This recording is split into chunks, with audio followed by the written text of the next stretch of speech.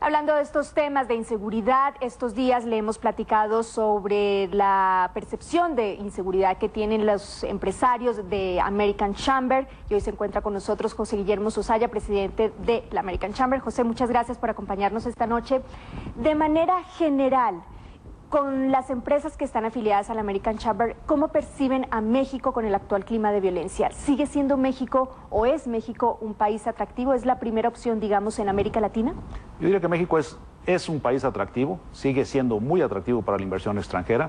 Hay un flujo importante de inversión extranjera directa viniendo al país este año, estimado en cerca de los 22,000 millones de dólares, que se dice fácil, pero es una cantidad muy importante. Efectivamente, nosotros, como bien sabes, el día de ayer hicimos pública la encuesta que sacamos sobre seguridad o inseguridad en el país entre nuestras empresas asociadas, y en esta ocasión además nos apoyó la Cámara Canadiense y la Cámara Japonesa en México. Entonces creo que es un estudio bien completo y que nos da una radiografía importante de cómo la percibimos. Pero en su mayoría son afiliados a empresas extranjeras. Así es. Aunque hay empresas mexicanas, la gran mayoría La gran mayoría son extranjeras. México, digamos, ¿es esta primera opción? ¿O es la opción qué? Después de Chile, tal vez, después de Brasil. México ahorita yo creo que está entre la primera y la segunda en Latinoamérica, no me queda la menor duda. ¿Eso no ha cambiado? Eso no ha cambiado. Yo creo que no es la percepción. La realidad de México es que es un país todavía muy apto para hacer y seguir haciendo negocios. No solo las empresas que vienen, sino las mismas empresas que ya estamos aquí, en mi caso particular, la que yo represento, seguimos haciendo fuertes inversiones en México. Aunque los empresarios sí se sienten más inseguros. Esto lo decía la encuesta a la que te referías hace un momento, 9% más. Hay un 9% de empresarios que se sienten más inseguros. Y esto coincide con el número y el tipo de empresas que así se sienten. Yo creo que lo que ha pasado aquí es que las empresas grandes ya tomaron el tema, ya tomamos el tema de la seguridad como una parte importante también dentro de nuestra actividad, y son empresas muy pequeñas las que se ven más afectadas y son las que se sienten más inseguras. Ahí es donde creería yo que está ese 9%. ¿De qué manera, José? ¿De qué manera toman este tema? ¿Cómo entran en el análisis para invertir, no invertir, para crear una empresa? ¿Cómo se hace realmente?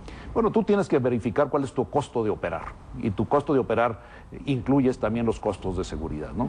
Ahorita creo que anda el porcentaje por el 2% de tu costo de operación lo que se invierte en seguridad, y hace la diferencia, hace una diferencia importante cuando tú tomas el tema de seguridad también como parte importante de tu empresa, que es lo que hemos hecho muchas empresas. Vemos la diferencia, se reduce notoriamente las incidencias que tenemos.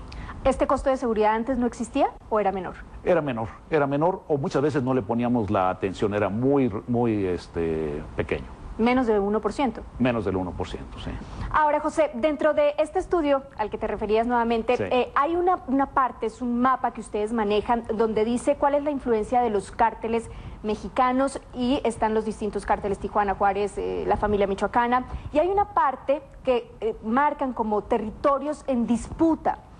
Esta información la utilizan también para formar una empresa en México, es decir, ustedes deciden, un empresario decide, es más costoso poner la empresa en un territorio en disputa que ponerla, por ejemplo, en donde está ubicada la familia michoacana, porque allí ya sabemos a qué atenernos. Mira, yo diría que primero son muchos los factores que te determinan dónde vas a poner tu empresa, ¿no? Hoy en día Ciudad Juárez es una ciudad donde hay muchas empresas haciendo negocio. Lo que se ha logrado identificar a través de estos mapas es que los problemas de inseguridad están muy focalizados en ciertas regiones y en ciertos lugares. Entonces tú sabrás que en esas regiones tendrás que tener una mayor inversión en el tema de seguridad, una mayor precaución para invertir ahí. Pero no te vas las grandes empresas no se alejan de esas regiones. Ahí está el negocio, ahí hay que estar también, ¿no? Aunque sea un territorio en disputa o aunque sea un territorio dominio del cártel de Juárez. Ahí ya es la definición de cada empresa va a determinar si se queda o no ahí, pero en principio yo te diría, tú vas a donde el negocio está. Tu costo va a ser mayor o menor, y eso es lo que tienes tú, la consideración que tienes que seguir. Porque, por ejemplo, ayer escuchábamos al gobernador del Estado de México, Enrique Peña Nieto, que es uno de los estados donde ustedes perciben más violencia y donde hay también mucha violencia del crimen organizado, pero él decía que los inversionistas se están espantando. ¿Ustedes sienten una empatía con esas declaraciones? Mira, hay un 8% más o menos de empresas radicadas en México que hablan de que probablemente reconsiderarán el seguir en México. Y ese 8%, te reitero, afortunadamente son de empresas de tamaño pequeño. de no más de 250 empleados y que, te reitero, lo que arroja la encuesta es que están reconsiderando. Siguen en México hoy en día y están haciendo negocio en México hoy en día. Pero son empresas más pequeñas donde quizá les pueda incidir un poco más el costo por la seguridad. Es decir, el total, ¿de cuántas empresas estamos hablando?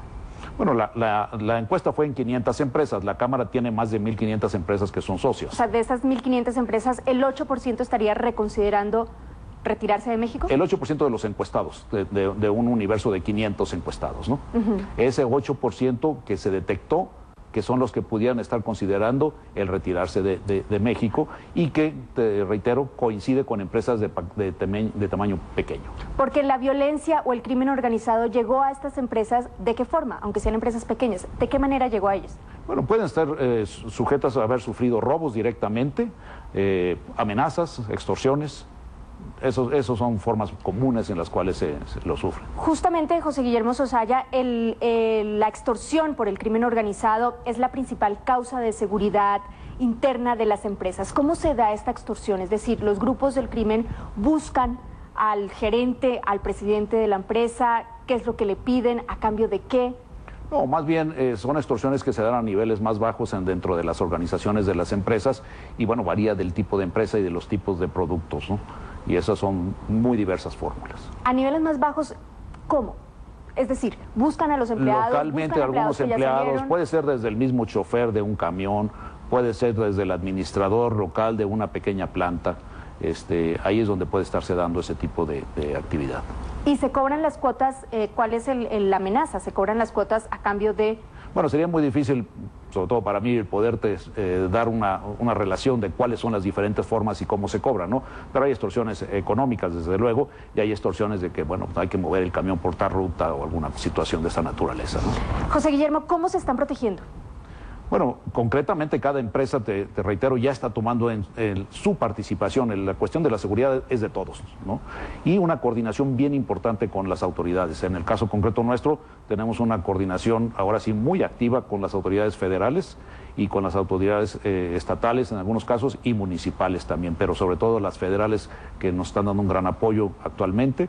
Y yo creo que esa es la fórmula, que todas las empresas tomen seriamente el tema de la seguridad y se coordinen adecuadamente con las autoridades. ¿Y con eso estarían más seguras en un país como México en estas condiciones actuales y no se irían? Porque la gente lo que se está preguntando es, ¿se van a ir? Desde luego, pero parte de la función de la Cámara, que ahora estamos retomando porque es una parte importante, es el ayudarlos a coordinarse con las autoridades a efecto de que también reciban ese apoyo por parte de autoridades, aunque sean pequeñas empresas. Y que reciban información. Y que reciban información y orientación, ¿no? José Guillermo Sosaya, muchísimas gracias por acompañarnos esta noche y darnos esta información. Muchas gracias a ti, encantado de estar aquí con ustedes. Buenas noches. Buenas noches.